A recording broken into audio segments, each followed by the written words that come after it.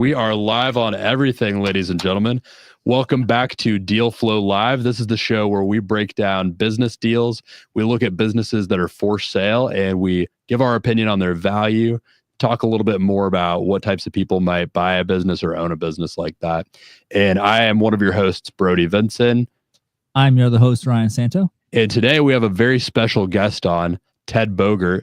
Ted, thank you so much for being on today. Thanks for pronouncing my name right. Very good. You know what? I took a swing there, and I'm glad I got it right. You did. Admitting that now, this deep into your friendship is bold. So tell us a little bit about you, Ted. What is the main thing that you work on in your day to day, and what is a week in the life of Ted look like? A week in the life of Ted. I'm a lender. I do loans, residential and commercial. I do hard money loans for crazy deals like the fix and flips we talked about. I also do insurance. I've been doing that since before both of you were born. Doing it a long time, life and health and property and casualty. I am also a coach and a business consultant. I've got an AI company that we're about to launch. So I've got my hands in a lot of different arenas. I love it. And so a lot of what you do is, I know, with real estate agents, real estate brokers, and people in that space because of all the lending. Yes. One thing that as kind of like an introduction to the audience too, that I wanted to talk about, and especially for the real estate flipping. So Ted and I have been talking about how I've seen this huge trend of a lot of real estate flippers coming to me, and rather than just doing the real estate flipping that they're doing, they're getting into starting to either start or buy different like contractor service-based businesses that work on the homes that they're flipping already. So a lot of times your biggest cost in real estate flipping is things like the electrical work, the plumbing, some of those things that you have to pay other companies to do. So a lot of them are starting to start those companies or buy them to kind of take that stuff in-house. So we were having a conversation about this, and I thought it was only natural to look at a few of those types of companies. I love it. So let's dive into it. The first one, and I'm going to share my screen here for everyone. The first one that I had picked out that I think would be interesting to look at was this commercial cleaning business. Now, this is not necessarily one you would see on working on a lot of like the residential properties you probably deal with, but just a cleaning business in general is a really, really interesting type of business because it's a very simple business. It's really just like you're in the people business at the end of the day. So I'm curious, Ted, like what kind of stuff have you seen over the years with like people who own cleaning businesses? I would imagine that's one of like the more common types of businesses you deal with in a lot of these deals. I definitely see. I have two friends that own two different commercial cleaning businesses. Interestingly enough, there is a lot of money to be made in them. The biggest difficulty is staffing. That's actually the biggest difficulty in all of these contractor type positions. And one of the reasons why I think that realtors or fix and flippers are trying to build their own team by their own companies is because the pool of people, the lack of dependability, the challenge of dependability is just messes up deals. So I have a friend who has a commercial cleaning business that cleans the Citrus Club. And the challenge on a daily basis for him to get people just to show up is wild. And so he's got to cover all the time. And imagine you have 18 floors in that building. And if you have that contract, it's pretty substantial. And so the biggest challenge that these businesses have is it sounds great. The sales are there. You can get the sales. It's finding the staff to get it done. Have you seen anyone crack the code on that at all in any way? Like, is there anyone you know that's doing it well or has had more success than others? I would say the person who does the Citrus Club is probably he's been there at least maybe 3 or 4 years. So he's doing something right. I think he has a cocktail at the end of each day or the beginning of each shift because you never know who's going to call in or who doesn't. But he's also willing to put the work in. I think a lot of people think, well, I'm just going to hire people and I'm not going to have to think about it. And in reality, it's a big commitment to make sure if your people don't show up, you have to. So you have to have the wherewithal and the time to put into the business. It's like anything where there's service, any industry, you've got a challenge with keeping quality people going with your company in any kind of service industry. It's a great point. Yeah, I think the big thing is just like putting in that consistent work and like knowing that it's like a never ending kind of thing. I think the people that get it wrong a lot of times are the ones that think they could just hire someone and it's going to end there and they're going to stick around.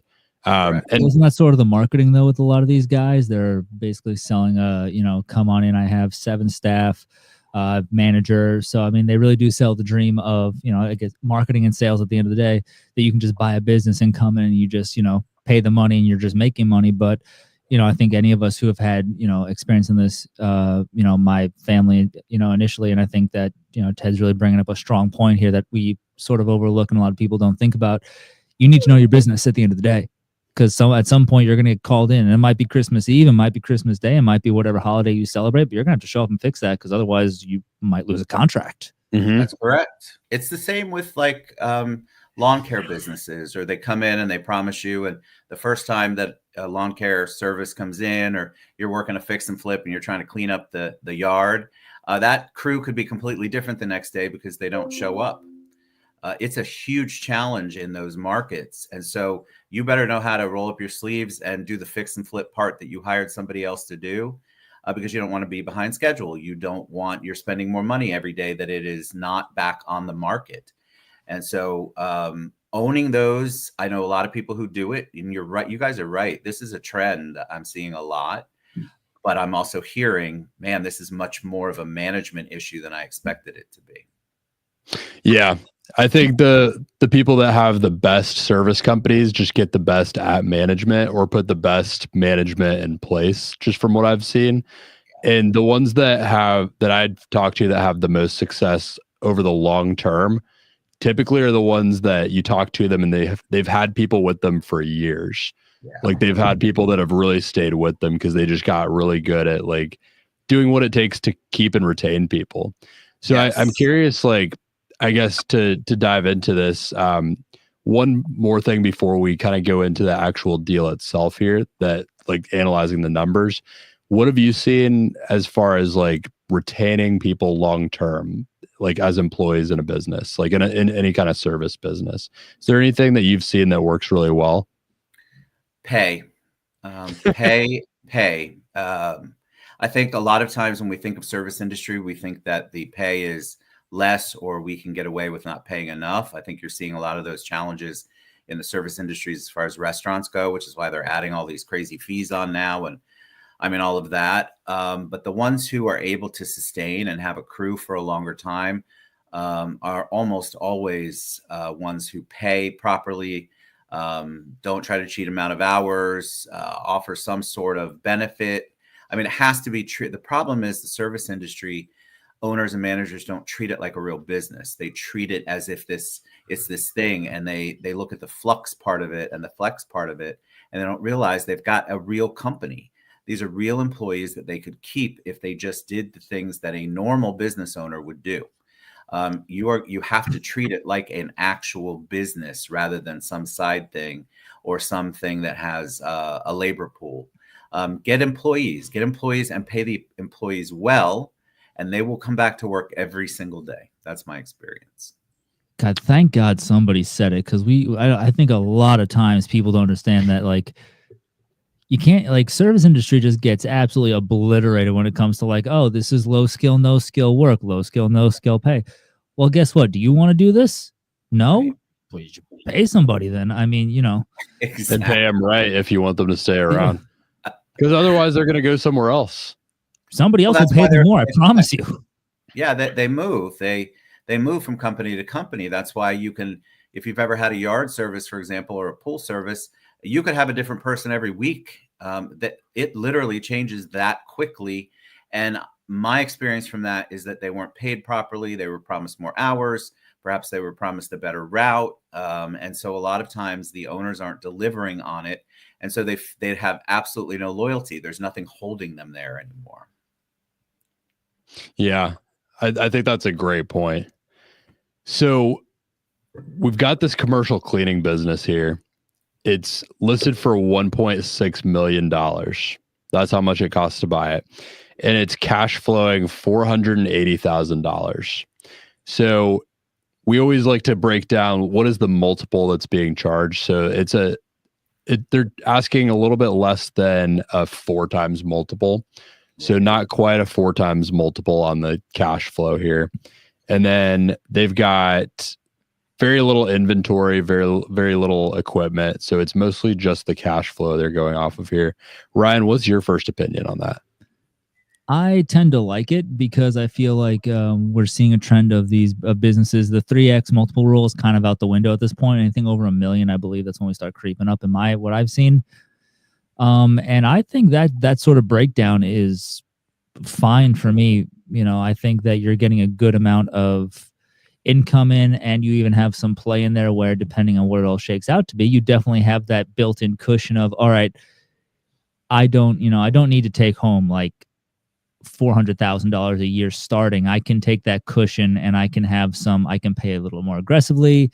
I can make some changes. Like, you have a lot of play in that amount. So I also like they have the employees already listed, which is important, and also probably enough to have a manager in place. So you definitely have some structure that you're buying into, which I don't even know if you can put a price tag on structure. Yeah, I agree. That's a really good point. And I think if you're looking at a business where you only have a couple of employees, then it's not super likely that structure is going to be incredibly well maintained from a transition. But if you've got a whole structure of management and all these employees under them, like they're talking about here, that in my opinion is more likely to be able to stay in place as long as you take care of the management. What do you think, Ted? The first thing that I would want to know is how many clients make that up. Because if you've got one big client or two big clients and you're dependent 100% on them, to me, that makes it a little bit more risky. I'd want to know more about the client breakdown. I've used to do business brokerage stuff many moons ago, and the people would sell it, look great, and then they'd take off and start their own new company, and then the two companies that made up most of their profits or their business went with the other people. So it's super important for me looking at this to know how many businesses is that? Do you have one single business that pays this? Who's your biggest client or clients? So I could understand how that revenue comes out. Yeah, that's a huge point, because I mean, and that goes for like really any type of business. Like if you depend completely on just like one or even a few, like the rule I usually like to give people if they're wondering about this is like, if any one client makes up more than like 15% of your revenue, usually you're in a little bit of a dangerous spot. Just because losing one, it just changes the fundamental profitability of the business. True. Agreed. And they really don't say much in here about that unless I'm missing something. They don't list that service mix. No.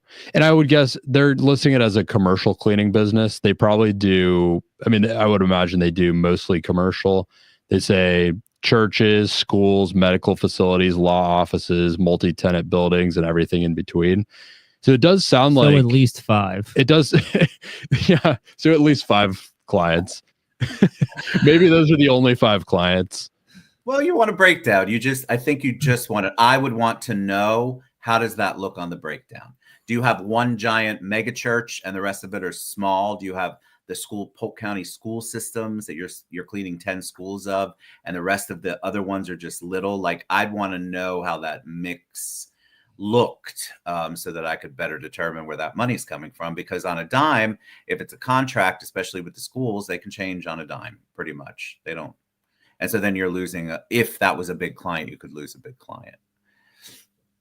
I would also want to understand, like, if we're kind of extending that out, what do those contracts look like? Yeah. Right? Like, what are the terms on those? If they've got all their clients locked down for years, then that's a business I would feel a little bit better about.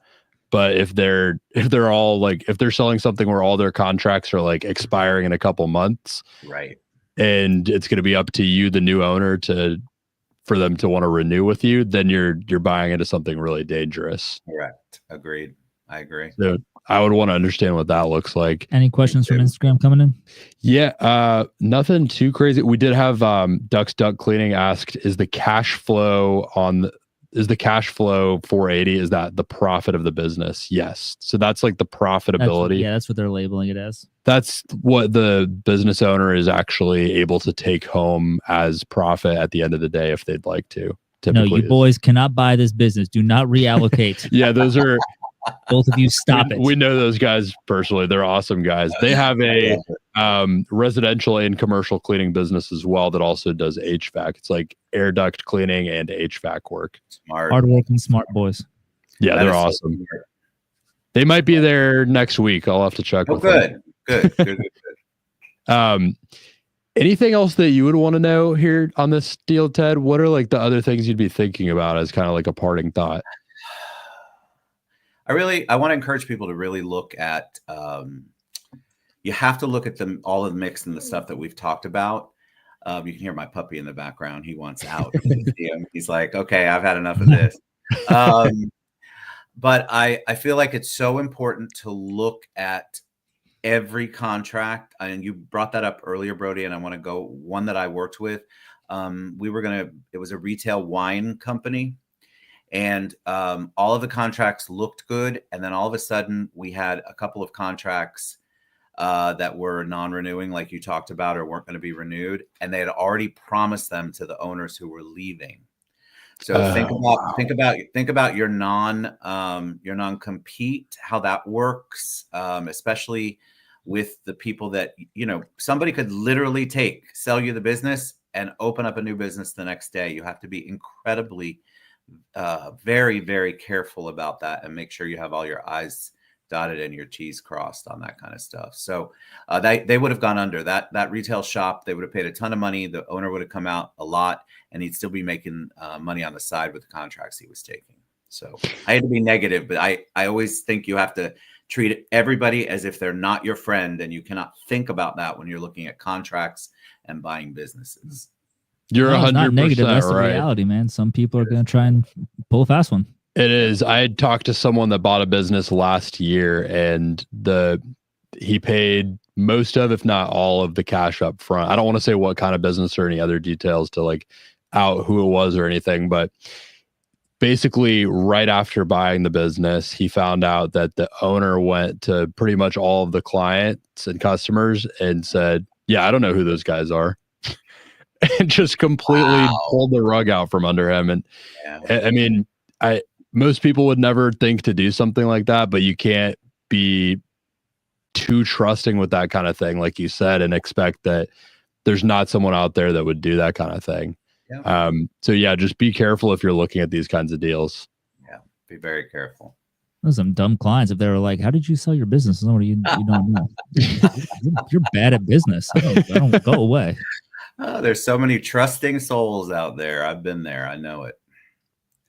As a kind of a wrap up on this deal, though, I guess Ryan and I like to rate them as kind of a final thing. I would rate this deal just based off of the fundamentals that we see here. I would rate it like a C. I would say it's a good multiple, but and it sounds like they've got a good mix, but I just don't know enough about it. I think it's not that great of a listing, personally. I think they should have given more information. I'm going to rate it a C. What about you, Ted? I'm going to have to go with that too. I feel like if I knew more, I could rate it better. I do like the numbers at face value, but I got to know more. I'm going to give it a B. I think it's I think it's marketing and it's sales. I think they're just trying to give you a palate cleanser to have them ask you more. I feel like we're seeing a trend where they are holding back a bit more because of a lot of tire kicking, and that business buying has become more widespread with people who are influencers and notable figures being more popular now. So I wouldn't discount them that much personally for it, but I would like to see a bit. There's going to be a lot of questions once I'm cleared about what I need to see from them. Totally agreed. Well, Ted, thank you so much for coming on. What a joy, man. I got to talk about yeah. business. You- When I share this, or when we share this, oh my goodness, well, I guess it's already being shared. People are going to be like, is that Ted Bogert? Who possessed him? I didn't know he could talk about this. Well, Ted, you're always welcome back. We'd love to have you on again sometime. I would be honored. And I want you guys to come on mine too and talk about this. Yes. This is so unique. I love it. I love the topic. I love digging right into stuff, really taking a look at the numbers and the business. This is really smart. I love it a lot. I really do.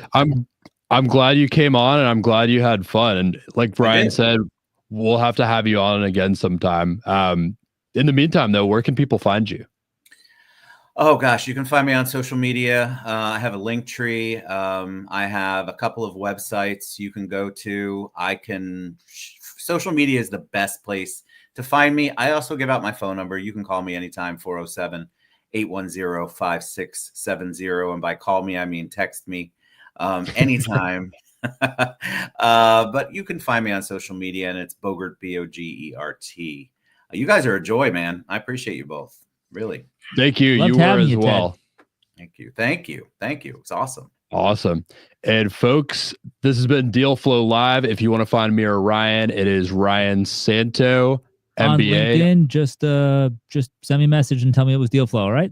And if you were trying to find me, like Ted, I'm kind of just on all the different platforms. It all kind of goes out through a bunch of different platforms.